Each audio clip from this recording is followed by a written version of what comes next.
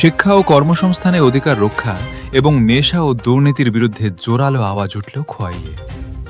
আজ 25শে আগস্ট মঙ্গলবার ডিওওয়াইএফআই, টিওওয়াইএফ, এসএফআই এবং টিএসইউর যৌথ আহ্বানে অনুষ্ঠিত হল ছাত্র যুব গণ অবস্থান কর্মসূচি। সুভাষ পার্কের সংলগ্ন এনসি অ্যাভিনিউতে আয়োজিত এই 2 ঘণ্টার অবস্থানে সামিল হন সংগঠনের ছাত্র যুবরা।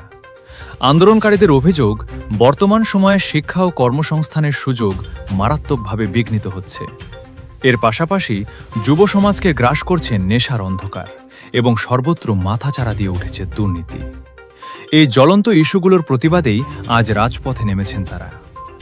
এদিনের প্রতিবাদ সভায় আন্দোলনের মূল দাবিগুলো তুলে ধরে বক্তব্য পেশ করেন ডিওওয়াইএফআই রাজ্য সভাপতি পলাশ ভৌমিক, রাজ্য কমিটির সদস্য গৌতম পাল এবং টিওওয়াইএফ রাজ্য সম্পাদক কুমুদ দেববর্মা।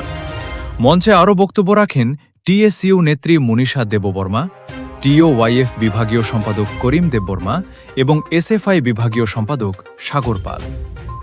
আয়োজক সংগঠনের নেতৃবৃন্দ স্পষ্ট জানিয়ে দেন, ছাত্র ও যুবকদের অধিকার আদায়ের এই লড়াই আগামী দিনে আরও তীব্র হবে।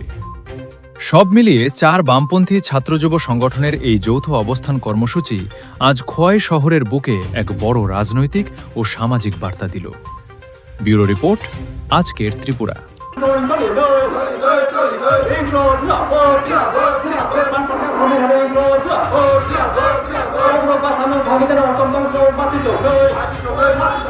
যারা অভিভাবক মন্ডলী আছেন, যারা দূর থেকে আমাদের কথা শুনছেন, আমি আপনাদের অনুরোধ করছি, আপনারা চিন্তা করুন যে বামফ্রন্ট সরকার থাকার সময় আমাদের রাজ্যে সরকারি শিক্ষা ব্যবস্থা কিরকম সরকারি শিক্ষা ব্যবস্থা ছিল। গোটা ভারতবর্ষের মধ্যে আমাদের রাজ্য ত্রিপুরা শিক্ষায় আমরা 1 নম্বর স্থান দখল করেছিলাম। স্কুলগুলোতে শিক্ষকের কোনো সংকট ছিল না। একেবারে ঘড়ির কাঁটা ধরে ধরে নিয়মিতভাবে সরকারি স্কুলগুলোতে শিক্ষাদান হতো। আর আজকে আমাদের রাজ্যের সরকারি শিক্ষা ব্যবস্থা ত্রিপুরা রাজ্যের মধ্যে সম্পূর্ণভাবে ভেঙে পড়েছে।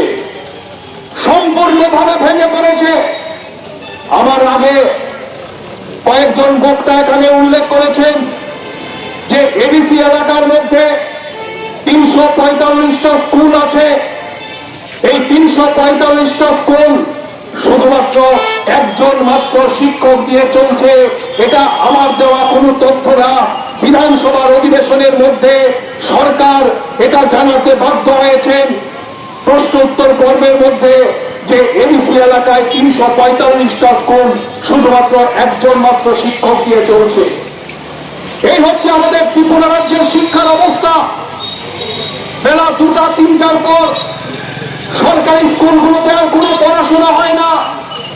একের পর এক স্কুল বন্ধ করে দেওয়া হচ্ছে। এই চিত্র শুধুমাত্র আমাদের ত্রিপুরা রাজ্যের মধ্যেই না, বিজেপির শাসনে আমরা দেখছি সারা ভারতবর্ষ জুড়ে শিক্ষা ব্যবস্থার বেহাল অবস্থা। আজ থেকে কয়েকদিন আগে নীতি আয়োগের একটা রিপোর্ট প্রকাশিত হয়েছে।